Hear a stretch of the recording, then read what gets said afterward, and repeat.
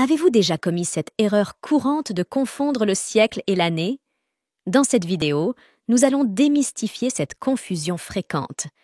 Il est essentiel de comprendre que chaque siècle couvre une période de 100 ans, débutant par le premier siècle, de l'an 1 à l'an 100.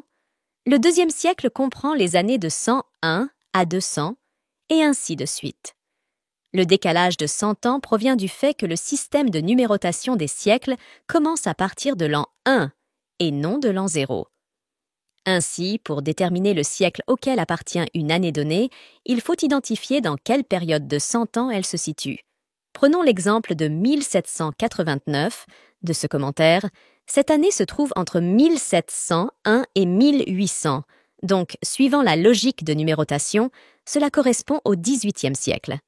Idem pour l'année 1832, elle se situe entre 1801 et 1900.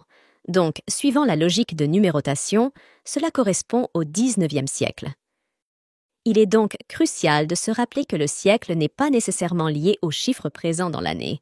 Cette distinction est fondamentale pour une compréhension précise des époques historiques et des événements associés. À la prochaine.